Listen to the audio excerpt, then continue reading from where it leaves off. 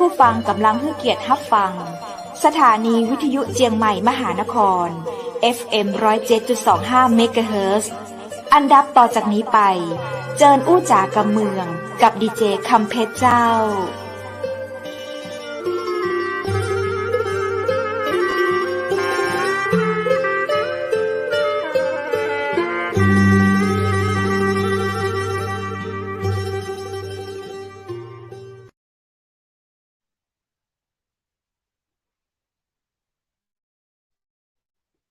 สวัสดีเจ้าสวัสดีคุณผู้ชมที่ฮักและกระเติงหาจัดนักนะเจ้า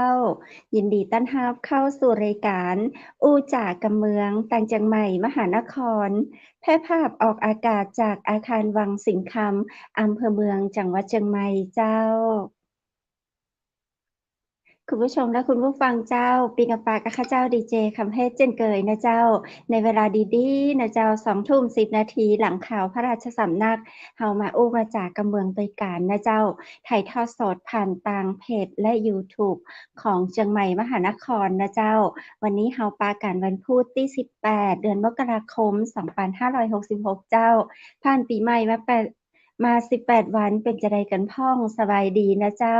ตั้งเหนือตั้งใต้ตั้งภาคกลางตั้งภาคอีสานแต่นี่ก็น่าจะได้รับอากาศเย็นสบายกันทั่วหน้าเนาะเจ้าคุณผู้ชมและคุณผู้ฟังปีนี้รู้สึกว่าอากาศหนาวจะยาวนานกว่าทุกปีนะเจ้าดีเนาะได้ใส่เสื้อผ้าอุ่นๆกันนะเจ้าเอาเสื้อแขนยาวมาใส่กันแล้วก็จวนนะเจ้าตั้งบ้านไขที่อากาศร้อนๆลองมาแอวเมืองเหนือนะเจ้าตอนนี้ก็จะได้สัมผัสอากาศที่เย็นสบายแล้วก็ดอกไม้ก็งามตวยนะเจ้าตั้งเหนือเย็นใจวอยเลยเจ้าคุณผู้ชมและคุณผู้ฟังเจ้าแมลงวันพุธที่18เดือนมกราคม2566วันนี้นั้นเพชรบ่ได้มาคนเดียวเน้อเพชรมี VIP รับเชิญมาอู้มาจากับเมืองตัวยกันนะเจ้าซึ่งวันนี้เปิ้นจะมาอู้เรื่องของขืดล้านนาคำว่าขืดล้านนาเป็นจะใดนะเจ้าขืดล้านนาอู้ประมาณนี้นะเจ้าคุณผู้ชมและคุณผู้ฟังติดตามรับฟังเรื่องราวดีๆนะเจ้ากับป้อหนานไกรสอนนะเจ้าซึ่งท่านเป็นป้ออาจารย์ในเรื่องของการทำพิธีกรรมตังล้านนาตังเมืองเหนือบ้านเฮานะเจ้าแล้วก็ยังเป็นมกทายกของวัดอินทขินสะดือเมืองอำเภอเมืองจังหวัดเชียงใหม่ตวยนะเจ้าท่านใดที่สนใจในเรื่องของทำพิธีปัดเคราะห์ปัดภัยนะเจ้าเชิญติดตามรับชมและรับฟังเรื่องราวดีๆขืดล้านนากับป้อนหนานไกรสอนยินดีต้อนรับเข้าสู่เชียงใหม่มหานครสวัสดีป้อนหนานไกรสอนเจ้าครับสวัสดีครับขอกราบสวัสดียังพ่อแม่พี่น้องท่านผู้ชมผู้ฟังทางเฟซทางไลน์เนาะเชียงใหม่สถานีวิทยุเชียงใหม่หยังก็มหานค เชียง ร ใหม่ เจ้าม หานคร เชียงใหม่มหานคร เจ้า ชื่อบ่ค่อยคุ้นเนาะวันนี้ก็มาออกแผ่นรอบหนึ่งนะครับ ก็ขอขอบคุ เจ้า ณพ่อแม่พี่น้องที่ได้ติดตามลำตุ้ยเนาะพ่อนานก็ได้มาออก ดี หลายครั้ง เจ้า 2-3 ครั้งเจ้า วันนี้ก็ถึงวันหนึ่งที่เราจะมาอู้จากันเรื่องฮีบกองของบักเก่าเรื่องปัญญาภูมิปัญญานะครับ วันนี้หัวข้อว่าขืดล้านนาเนาะ เจ้า ขืดล้านนานี่พวกนั้นจะเท้าความตั้งแต่โบราณมาจนถึงปัจจุบันขืดล้านนานี่ขืดนี่คือหยังขืดแปลว่า เจ้า สนิทจังไรสิ่งบดีสิ่งชั่วร้าย อ๋อ ขืดคือสนิทจังไรสิ่งบดีสิ่งชั่วร้าย ถ้าคนไหนทำบางทีคนทำคนนั้นก็คืดคนเดียวบางทีก็คืดถึงบ้าน อืม นี่คนโบราณเพิ่นว่าไว้บางคนก็ เจ้า ทำผิดกฎอย่างทั้งหลายเนี่ยคืดตกตัวคนเดียวคนอื่นมาตกนะคืดเนี่ยถ้าว่าเฮาเปรียบเทียบไปเหมือนกับไอ้ตีนจะคาเฮือนเฮาเนี่ยมันหิ้นไปบ่ได้หมอฮู้ที่เพิ่นมุงตองนะมันหิ้งเป็นหายไปบ่ได้หมอฮู้นะเปรียบเทียบเหมือนกับคนที่ตกคืดเนี่ยเวลาตกคืดแล้วเนี่ยเข้าของเงินคำอย่างนี้จะหายไปหมดไปห้องยุห้องยาก็เสี่ยงจนจบเข้าของเงินทำหายหมดมีละ เจ้า อันนี้เพิ่นห้องตกคืดตกคืดนี่ เปิ้นบ่ฮื้อเกิน3 ปี 4 ปี ถ้าแก้คือ เจ้า แก้นะถ้าคือแก้ ถ้าเกิน3 ปี 4 ปีนี่มันจะเสีย มันจะบ่ดีคนเฒ่าคนแก่เพิ่นบอกไว้เนาะคือไป เจ้า แก้นะแก้คืดนะแก้อาถรรพ์นะอย่างพวกนั้นเนี่ยแตงวันเนี่ยแก้คืดแก้จาเนี่ยมันมีจะยกตัวอย่างคืดที่หันง่ายๆนะอย่างไปถมน้ำบ่อเนี่ยถมน้ำบ่อนี่ไผขนาดตู้เจ้าไปถมยังบ่ได้เด้อ อื นะ ม ตู้เจ้าเนี่ย เจ้า ไปเป็นเจ้าอาวาสใหม่เนาะโอ้ผ่านน้ำบ่อน้ำวัดไปหลายขุมหลายอันเนี่ยถมนี่ดีกว่าจะแปลงอันอย่างขึ้นมาอีนะตกแฮมมาถึงเดือนปากบ่ออกละอันเนี้ยคือตกตัวละ อืม จะปาก เจ้า มาออกเลยถ้าไปแก้ไขที่ครูบาอาจารย์ท่านเจ้าที่เพิ่นเก่งๆเนาะแก้คือนะเช่นจะอู้ได้ปากได้ อันเนี้ยคือตก อื ตัวพ่อแม่พี่น้องท่าน ม ผู้ฟังทั้งหลายมันเป็นอย่างนี้ เจ้า นะมันจะมีคืดใหญ่คืดน้อยนะคืดน้อยนี่ก็ยังยกตัวอย่างเนาะสมมุติเราเข้าแพะเข้าป่าไปเอาไป อืม ตั้งแปลงตั้งอย่างเขาจะแปลงที่นั่งที่นอนเขาจะแปลงตัดเคล็ดไม้อย่างมาแปลงบางผลบางอะไรอย่างบางเมยอย่างเมื่อค่ำเมื่อคืนนี่นะตัดเคล็ดไม้ เจ้า มา ตัดเคล็ดไม้มาถ้าว่าคนเฒ่าแก่ว่าถ้าในป่าดงป่าไม้ดงหนาป่าคาดงทีเนี่ยถ้าตัดต้นไม้ปุ๊บดึงลากเข้ามาหูเข้ามาที่ปางที่เขาจะทำแคมป์ทำซุ้มแล้วนะมาได้ เจ้า ตกคืน อื มันเปรียบ ม เสมือนว่า คนเฒ่าแก่บอกว่ากลางคืนดึกๆเนี่ยมันจะมีเสือสมิงมันลากเข้าไปอย่างเขาลากเคล็ดไม้เข้ามาที่แคมป์เขานั้นน่ะ อืม สมัยก่ เจ้า อนประมาณนั้นแล้วก็อันนี้ของคืนน้อยนะ เจ้า แล้วก็เวลาไปตักน้ำในห้วยในห้อง เวลาเราจะมาทำกับข้าวหุงปลานะในแคมป์ในป่าเลิกเสืองใหญ่ด้วยนะเขาเอาหม้อแกงเนี่ยไปตักมาได้หม้อแกงที่เขา อื แกงเขา ม ต้มอย่างนี้นะเอาไปตัก ว่า น้ำ หยัง ใน อะ ห้วย เจ้า ก็คนเฒ่าแก่เพิ่นว่ามันตกคืนไงเพิ่นบอกเฮ้ย อื เงี้ยคือตัดบอก ม ไม้ เจ้า ตัดบอกไม้หรือว่าเอา อื ก๊อกเอาหยัง ม ไปตักเอามาบ่ใช่เอาหม้อแกงเนี่ยไปตักเอามาบ่ใช่เอาไปกูดเอา อื น้ำมานี่นะ ม อันนั้น เจ้า ตกคืนเหมือนกันอันนี้ อื แหละคืนล้านนา ม มันมีหลายอย่า อื ง ม ถ้าว่า เจ้า เฮาตกคืนไปแล้วนะถ้าเราบ่แก้บ่ตันนี่นะมันจะเสียข้าวของเงินคำ อื สิ่งของทั้ง ม หลายก็จะสิบจะหายเนาะลูกห เจ้า ลานลูกแล้วเต้าหลานเหลนยังตายไปก็มีนะ บางท่าน อื บางคน ม นี่ครอบครัวแตกแยกแล้วก็มี อันนี้ของตก อื คืน ม ล้านนาคือเสน็จจันไรสิ่งบ่ดี เจ้า สิ่งที่มันเข้ามาหาตัวเรานะ อืม ถ้าเราไปทำผิดกฎป่าคืนนี่ก็เหมือนกฎหมายเหมือนกันเปรียบเทียบสมัยก่อนนะ เจ้า เพิ่นบ่คือป้าไม้ต้นตะเคียนนี่คืนมัน อื ก็คล้าย ม ๆ กฎหมายเหมือนกัน เจ้า สมัยโบราณมันบ่มีกฎหมายเป็นเล่มเป็นหยังขึ้นมาเนาะ เจ้า บ่คือไปทางป่าหยังนั้นมันคืนนะไปตัดไม้ต้นตะเคียนนั้นเนี่ยผีมันอยู่นี่นะ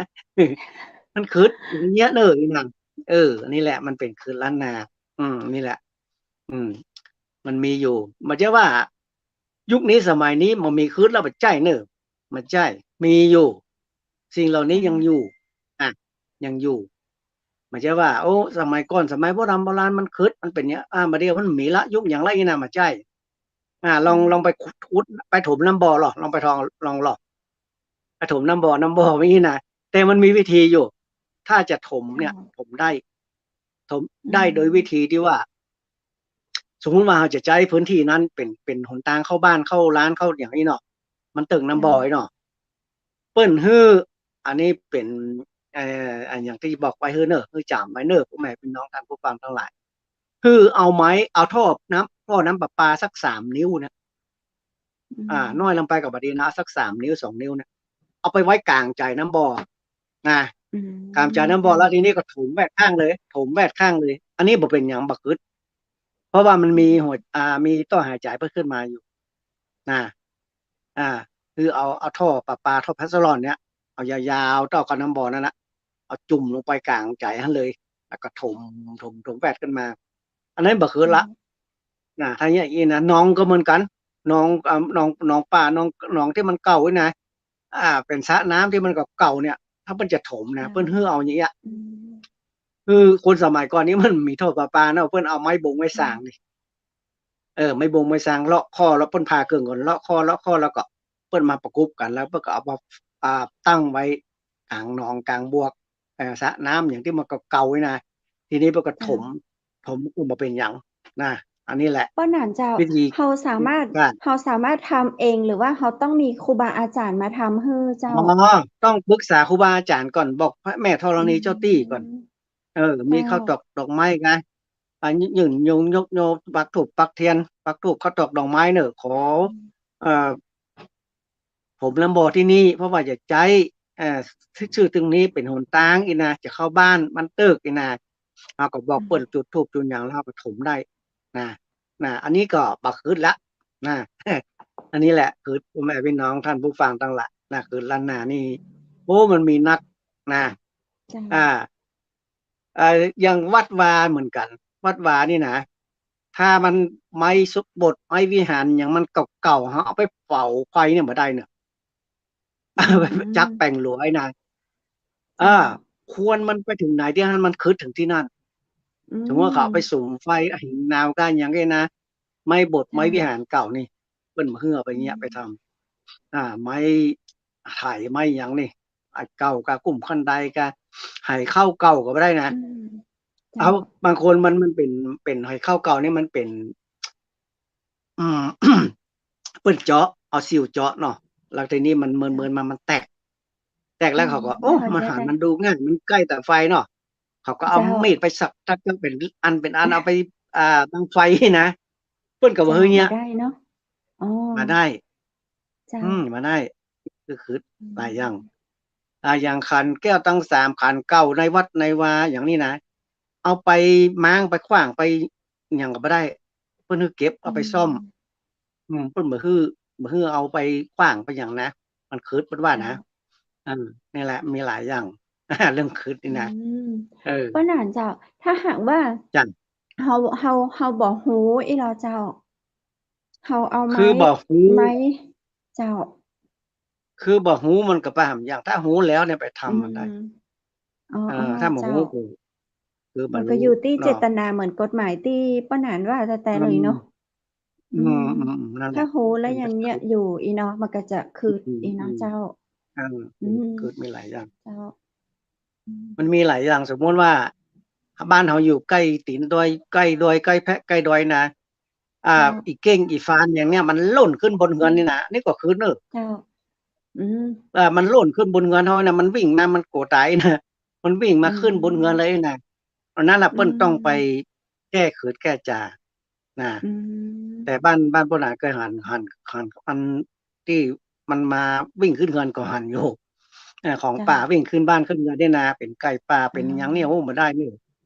มันเจ้าขืดมันจาเพิ่นอย่างเงี้ยเขาทำเนาะอืมอันนี้แหเจ้าละคือล้านนานะอืมีมหลายอย่าง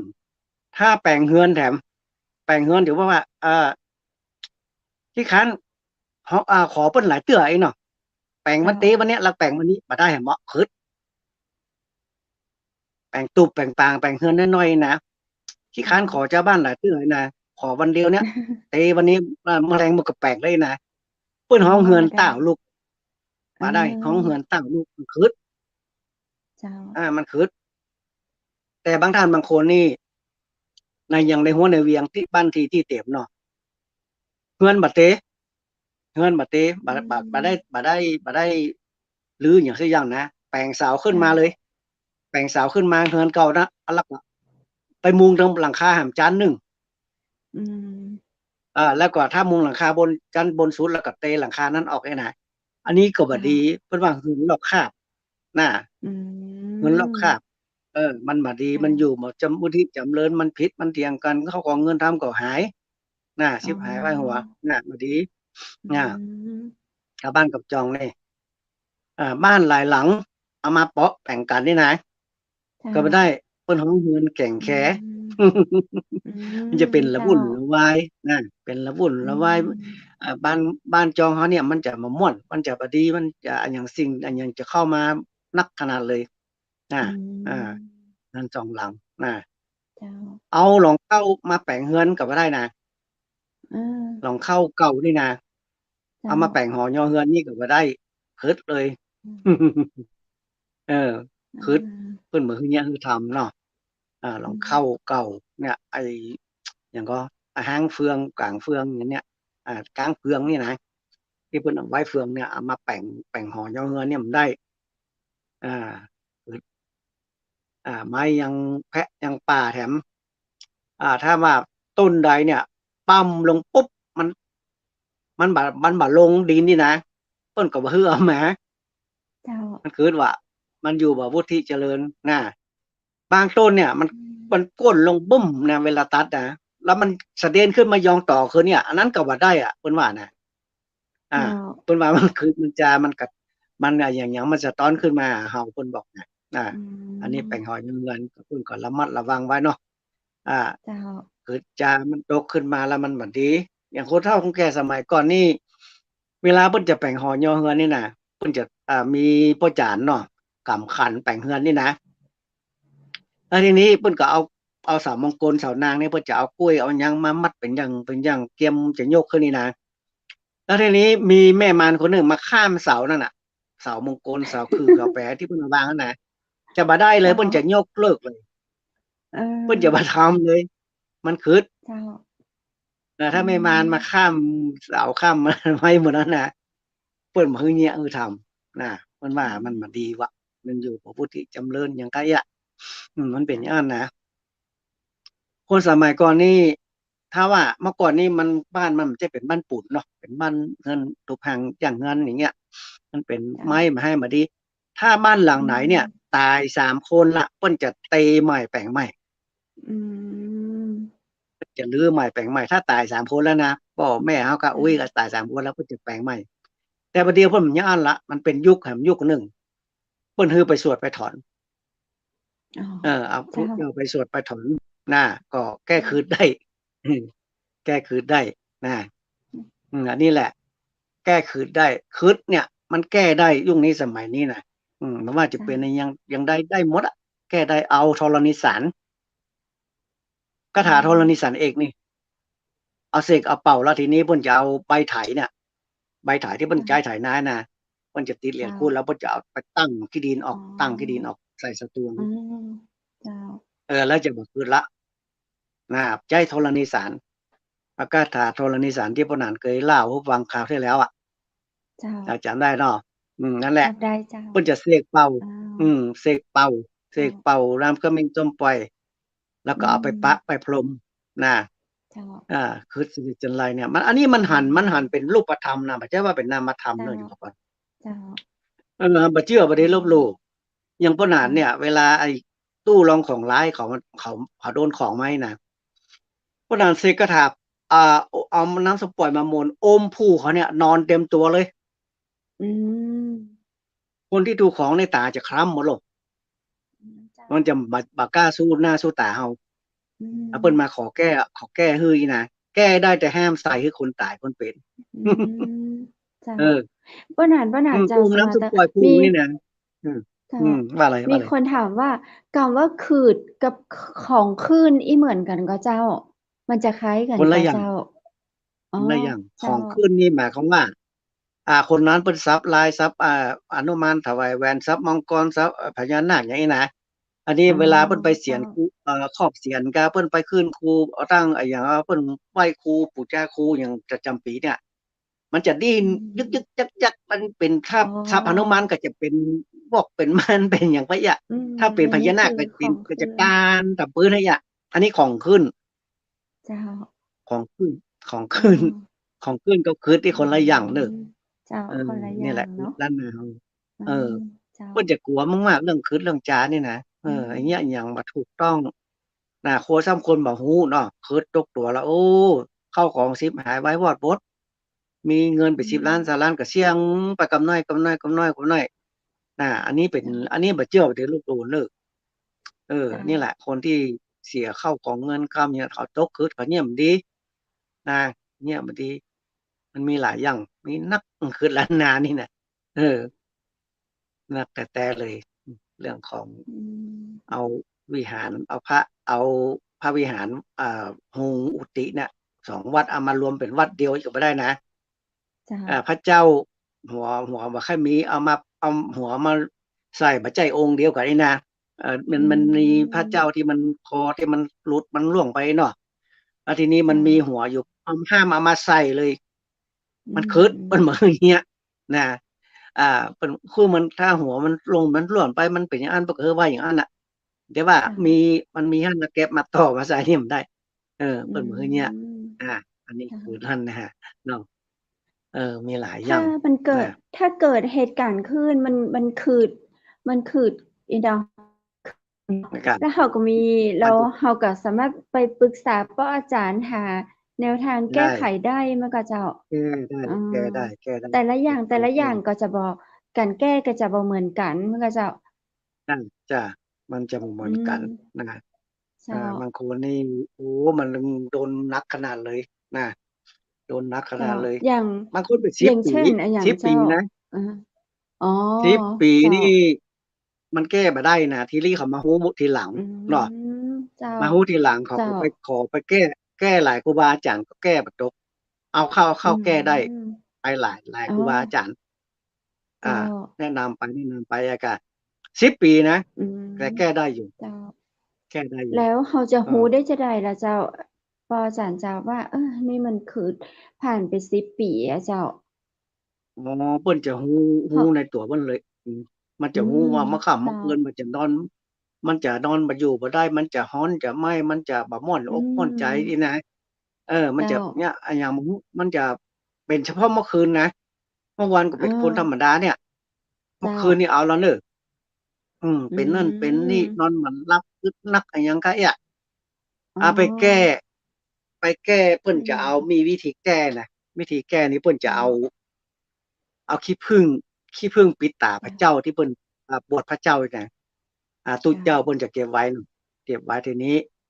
เวลามาแก้เนี่ยเพิ่นจะเอาผ้าจีวรเนี่ยเอามาพับเอามาปาดหัวคนนั้นแล้วเพิ่นก็จะเอาลายมนต์คาถาอาจจะมีขี้ผึ้งนั้นที่ปิดตาพระเจ้าเนี่ยเป็นพระพุทธเปิดตาพระเจ้าปิดตาพระเจ้านะเพิ่นจะเอามาเป็นหน่วยมกพุทธาน้อยๆเนี่ยคือแล้วมันกวางดังในนะกวางดังในทีนี้เพิ่นก็สิไล่มนต์คาถาไล่แล้วสุดท้ายเพิ่นแกะพอเนี่ยมันจะมีเส้นผมก็มีกระดูกอะไรอย่างก็มันจะอยู่ในหั่นออกมาเลยออกมาเลยมันเรียกเป็นเส้นผมก็เป็นไอ้ดุกอย่างที่มันน้อยๆนิดๆมันออกมานะมันจะอยู่ในเพิ่นจะแกะพอมีในหั่นเลยอันเนี้ยมันโดนของตกคึดโดนของนี่แหละมันมีหลายอย่างถึงก็แบบถึงกับตายเสียชีวิตมีมีเยอะเลยเป็นก็จะมีเยอะเลย คือบัตันฮู้ตัวบัตันได้แก้เนาะมันมีไอ้คนฮู้จักกับปนานคนหนึ่งเนาะมันฮู้ว่าโตคึดก็ลูกมีตั้ง 4-5 คนมันก็ไปจักยังไงแก้ก็แก้บ่ตกมันไปหาพ่อหมอคนไหนมัน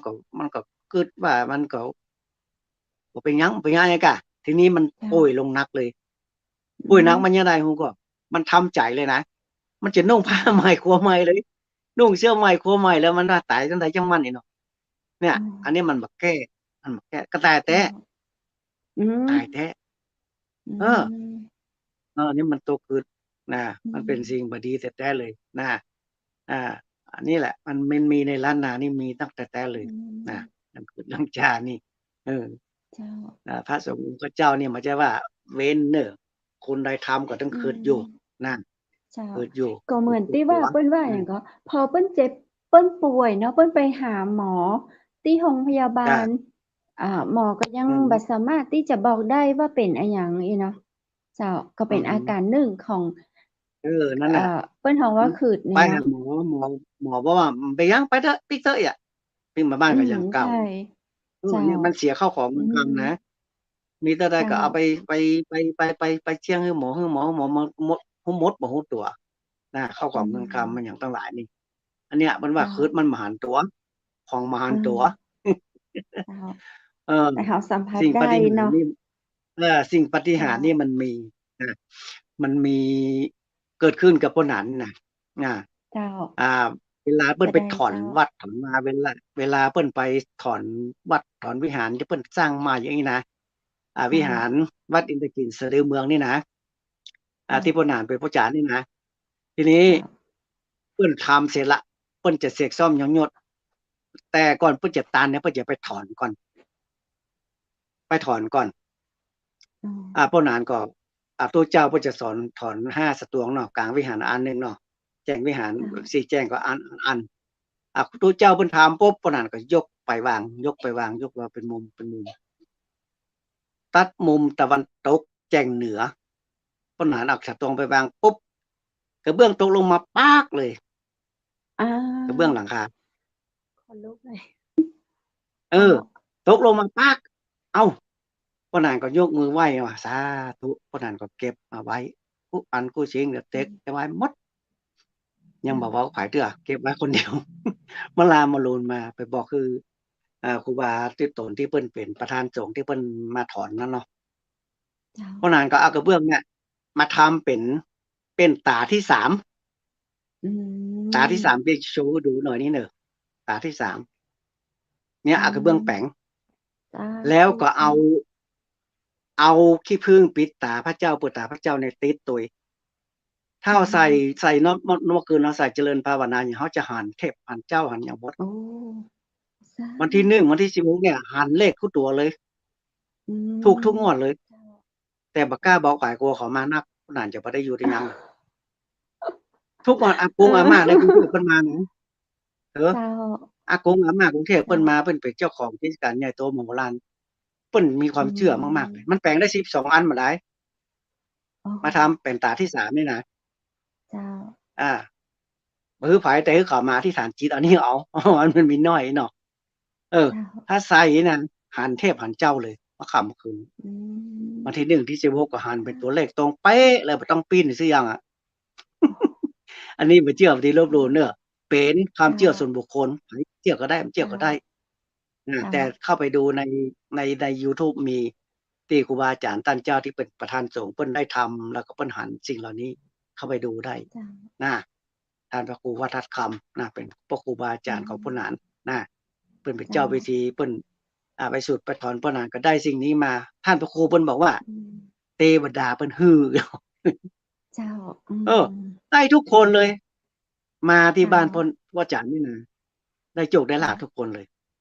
แล้วก็มันไม่ใช่อย่างเดียวสิ่งนี้นะมันเป็นตาที่3หันหมดไผจะมาอย่างไรไปอย่างไรไผจะยิ่งอย่างไรเฮาหูหมดเลยนะอันนี้ไม่เชื่อบ่ดีแล้วโลเนอร์เป็นความความเชื่อส่วนบุคคลอาจจะเชื่อก็ได้เชื่อก็ได้เนาะถ้าอยากจะสัมภาษณ์ก็มามันประจักษ์อันนี้สิ่งผ่านตัวนะสิ่งผ่านตัวนี่เฮาจะไปคิดว่ามันบ่ศักดิ์สิทธิ์บ่ใช่นะศักดิ์สิทธิ์มากเลยมันตกลงปุ๊บเนี่ยทีแรกก่อนจะตกเนี่ยนะพ่อหนานเอาสตวงไปวางเนี่ยมันจะรู้สึกว่าเหมือนก็มีคน 2-3 คนไปค้นอย่างในหั่นน่ะพลักอย่างนี้นะรู้สึกความในใจเฮานะแต่แล้วมันใช่มันเป็นเสียงที่เฮาได้ยินเลยแล้วสักกรรมมันก็ตกลงมาปากเลยกระเบื้องวิหารเนี่ยมันอยู่สุดเดือนสุดปีมันยังบ่ตกไปตกตอนนี้เฮาสตวงไว้วางทำพิธีเจ้าในนี้เราก็ว่าเทวดาฮื้อมาแต่เลยเนาะใช่เทวดาฮื้อมาเขาหันทุกอย่างเลยนั่นล่ะเข้าไปดูในเฟซไลน์เลยมันเป็นสิ่งที่เฮาได้ปะได้พบมาเฮาบ่อยากไปบอกเพิ่นหน้าหลายล้อหลวงเฮาจะบอกกับลูกศิษย์ลูกหาบอกตั้งหลายๆเดี๋ยวขอมาโอ้พ่อหนานขอเถอะทุกไปทุกแม่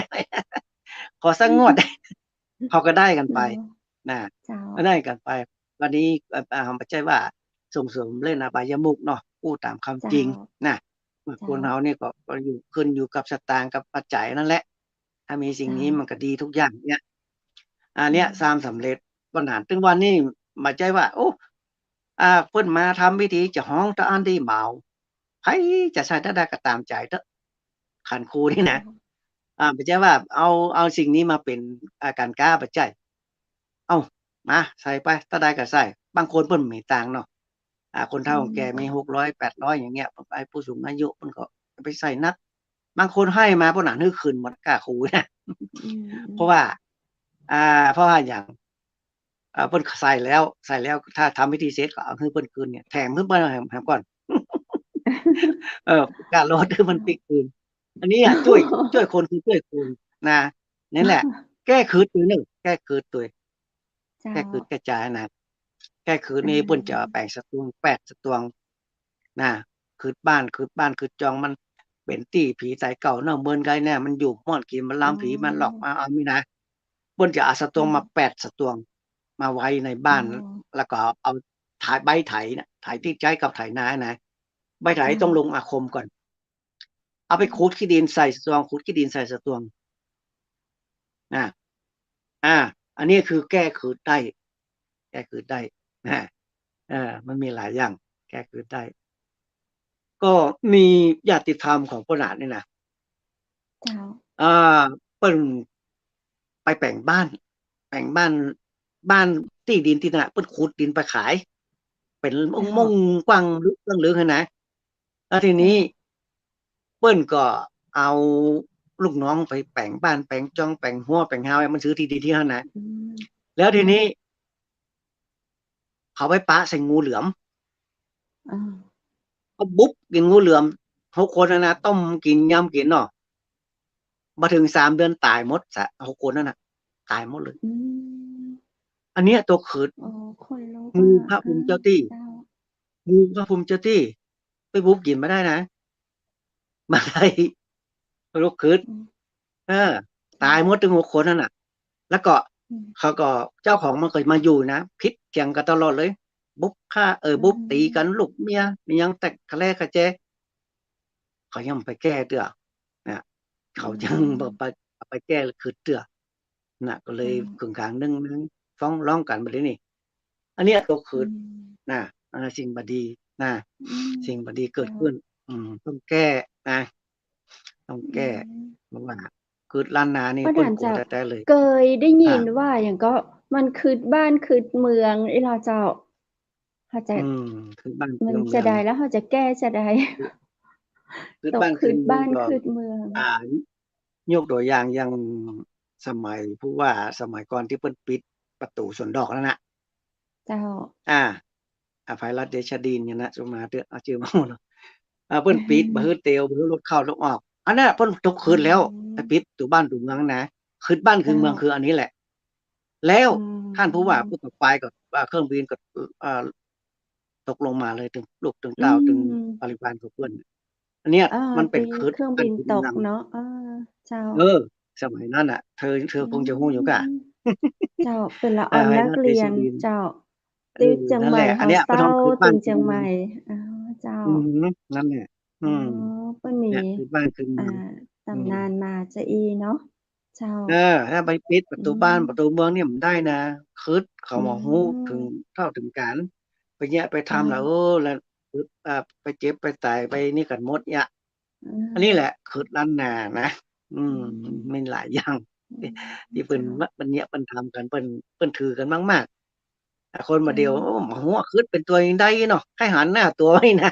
อื เขาดอ ม นบัดเดียวเขาแข้งมาเนาะ เขาบ่ ก เชื่ ลั อ ว บ่เชื่อไปเลยเขาหา ฟั เล ง ย แล้วกลัว เจ้า อื เนาะ ม ทำหยังเขาต้องกึดต้องปรึกษาครูบาอาจารย์ ต้ นะ องคือ เจ้า ใช่ อันเนี้ยเป็นสิ่ง เจ้า ที่คนล้านนาเขาเพิ่นจะระมัดระวังมากๆเลยนะ เจ้า นั่นคือเรื่องจริงอันนี้ อื กับ ม ศพกับ ส ซาก ง นะ สัย นะ อัน อื เฮ็ด ม ก็ได้ไปปรึกษาป้าหนานส่วนตัวแล้วเจ้า ป้าหนานตะกี้ฟังป้าหนานมานะ แต่เก่านี้ อื ทำผิดอยู่หลายข้อ แต่ว่าเฮาบ่ฮู้เจ้า ก็มาได้ยินที่ป้าหนานอู้นี่แหละ อย่างบ้านอีเนาะ เขา ตัวหนูนี่เนาะ ตัวน้องเนาะ ก็ไปซื้อบ้านอะเจ้า บ้านเป็นหลัง มันอยู่ใกล้กัน เฮาก็เวลาเปิ้นจะขายเนาะ เฮาซื้อที่นี่แล้วเฮาก็ซื้อต่อหั้นเลย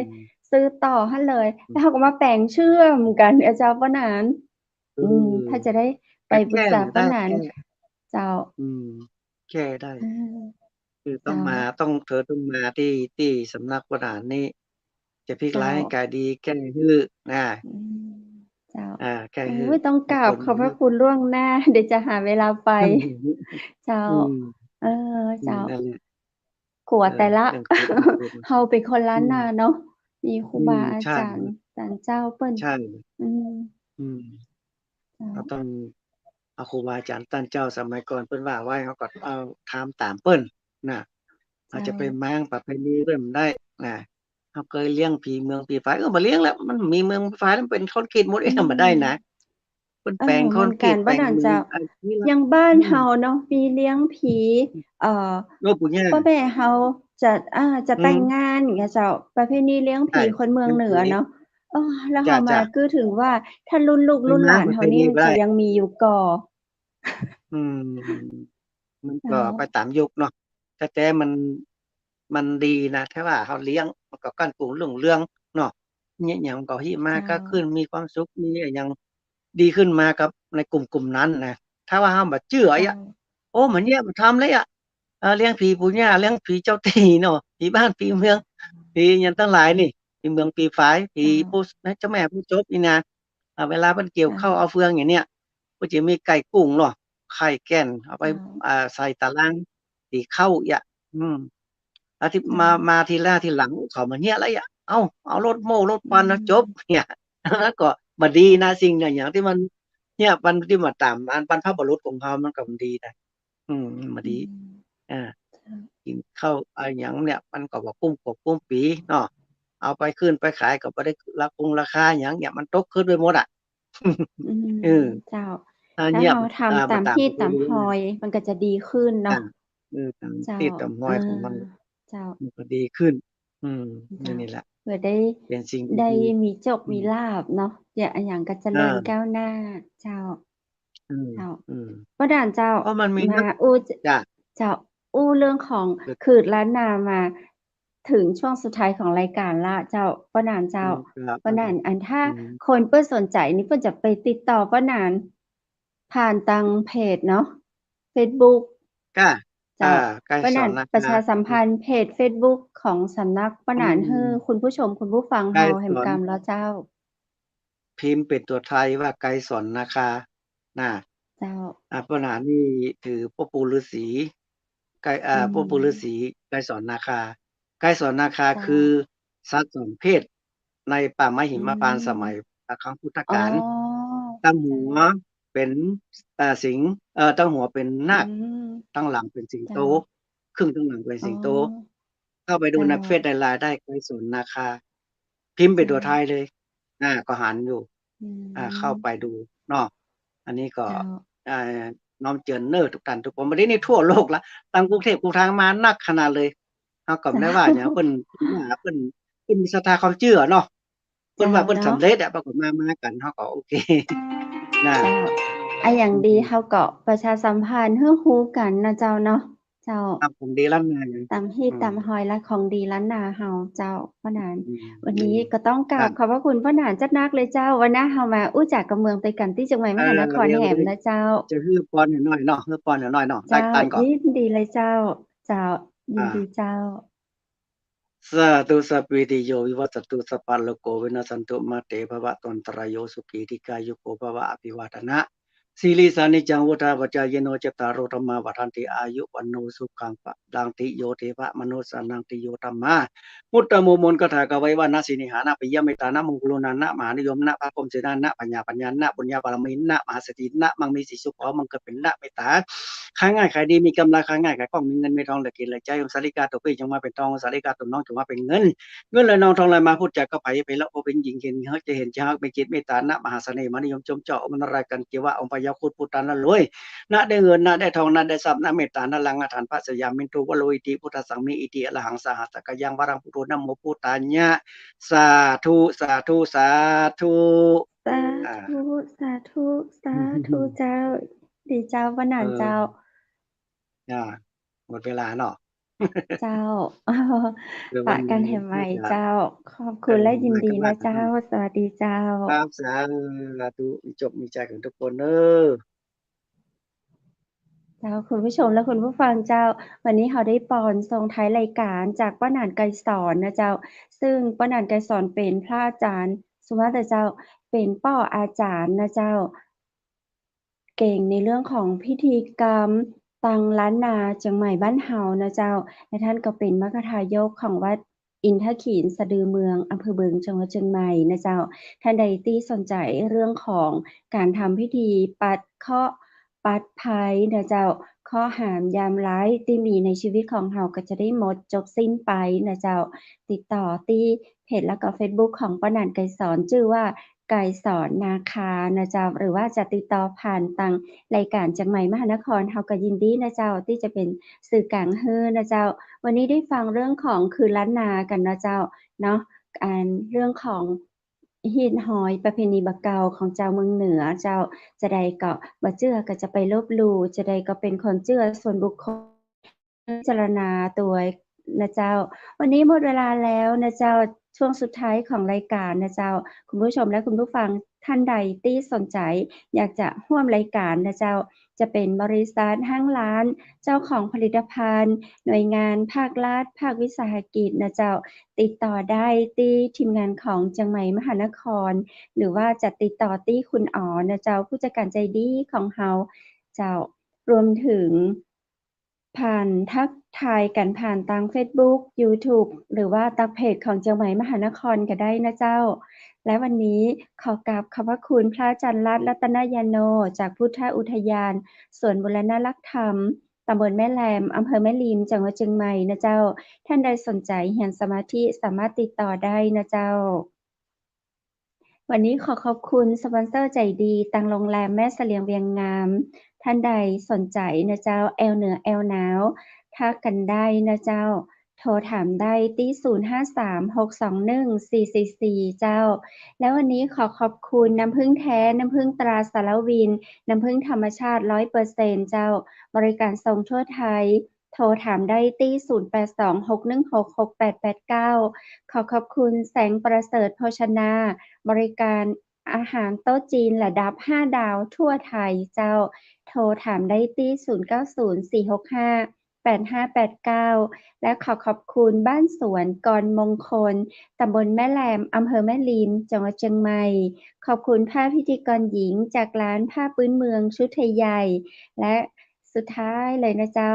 ขอกราบขอบพระคุณคุณผู้ชมและคุณผู้ฟังที่รักทุกคนทุกท่านเจ้าพรุ่งนี้ปีกับปากันแฮมเนอร์สำหรับค่ำคืนนี้ขอให้คุณผู้ชมและคุณผู้ฟังทุกท่านนอนหลับฝันดีราตรีสวัสดิ์เจ้า